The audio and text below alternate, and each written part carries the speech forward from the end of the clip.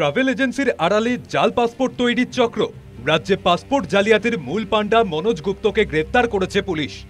শনিবার রাতে তাকে উত্তর 24 পরগনার গাইঘাটা থানা এলাকার চাঁদপাড়া থেকে গ্রেপ্তার করে লালবাজারের গোয়েন্দারা। পাসপোর্ট কাণ্ডের তদন্তে নেমে কিছুদিন আগে দীপঙ্কর দাসকে গ্রেপ্তার করেছিল পুলিশ। তাকে জেরা করেই মনোজ গুপ্তর নাম সামনে আসে। এই মনোজ গুপ্তর ট্রাভেল এজেন্সিতেই কাজ করত দীপঙ্কর দাস। পুলিশ সূত্রে খবর, ধৃত মনোজ গুপ্ত বেহালার শিলপাড়ার বাসিন্দা। বেহালার শখের বাজারে একটি ট্রাভেল ট্যুরিজমের ব্যবসা রয়েছে। মির্চি নামে তার একটি রেস্টুরেন্টও রয়েছে। এই ব্যবসার আড়ালেই মোটা টাকার বিনিময়ে জাল পাসপোর্ট তৈরি করে দিতেন তিনি। তার প্রতিবেশীরা জানান, ব্যবসা করতেন জানতেন, কিন্তু জাল নথি দিয়ে পাসপোর্ট তৈরি করতেন তা জানা ছিল না। আমরা তো বুঝতে পারিনি যে এই লোকটা এরকম হতে পারে, সেই জন্য আর পুলিশ আসছে তখন আমরা সবাই বুঝতে পারলাম। কখন পুলিশ এসছে? 3 দিন আগে। হ্যাঁ, 3 দিন আগে। 3 দিন আগে। এলাকাটা তো সেরকম না, আর লোকে বুঝতেও পারেনি, এরকম চুপচাপ কাজ করে। এখানে প্রচুর লোকজন আসতো, রাত্রি করে আসতো 12টার পর। অন্যতম মাস্টার মাইন্ড মনোজ গুপ্তর একের পর এক কীর্তি ফাঁস হচ্ছে। একদিকে যেমন বেহালার শিলপাড়ায় তার বাড়ি রয়েছে, তার পাশাপাশি দেখা যাচ্ছে বেহালার শখের বাজারে একটি ট্রাভেল এজেন্সির অফিস রয়েছে এবং সেই অফিসের আড়ালেই রীতিমতো চলতো জাল পাসপোর্টের কারবার।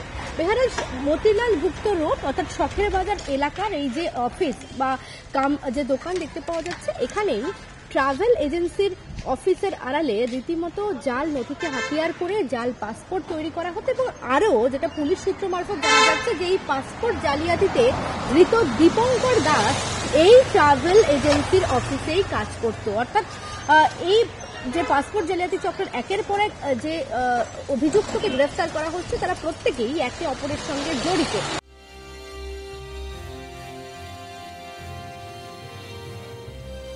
গাইঘাটা থানার চাঁদপাড়ার যে বাড়ি থেকে মনোজ গুপ্ত গ্রেপ্তার হয়েছেন, সেই বাড়িতে 2 দিন আগেই এসেছিলেন তিনি। সুমনা মল্লিক নামে এক মহিলার বাড়িতে ছিলেন তিনি। মহিলা জানান, তিনি মনোজ গুপ্তকে চেনেন না। তার এক আত্মীয়র কথায় তিনি মনোজ গুপ্তকে থাকতে দিয়েছিলেন। না স্যার, আমি চিনি না, জানি। এ বাড়িতেই তো থাকতো আপনার সঙ্গে বলছে? না স্যার, উনি প্রতিদিনকে রাত্রে এসেছে, এই পর্যন্ত আমি জানি। স্যার আমি কিছু বলতে পারি না। আপনার কি হয়? আপনার কি হয়? আমার কোনো কিছু হয় না। আমার এক রিলেটিভ আছে, উনি বলল 2 দিন এখানে থাকবে, পারিবারিক একটু সমস্যা হয়েছে, 2 দিন পরে চলে যাবে। আজকে সন্ধ্যাবেলায় উনার চলে যাওয়ার কথা। আপনি কি চেনেন উনায়? না স্যার, আমি চিনি না। তবে এখানে প্রশ্ন উঠছে যে সুমনা দেবী এই বাড়িতে তিনি ভাড়া থাকেন, তার ছেলে এবং তিনি।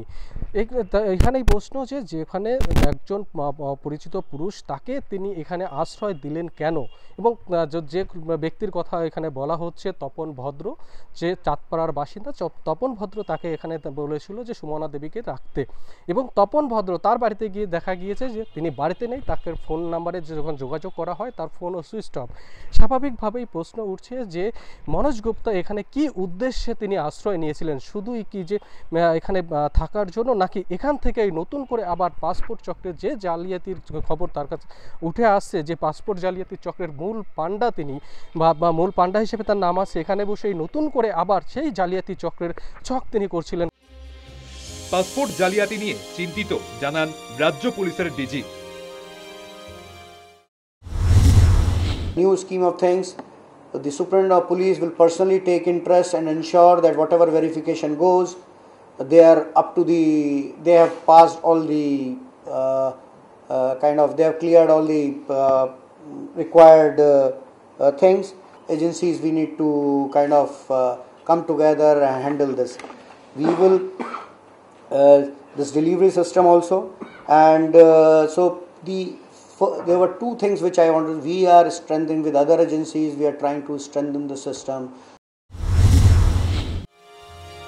বাংলায় অনুপ্রবেশ নিয়ে প্রশাসনের ঘুম উড়েছে। পাসপোর্ট জালিয়াতিতে ধৃতদের জেরা করে তদন্ত এগোচ্ছে পুলিশ।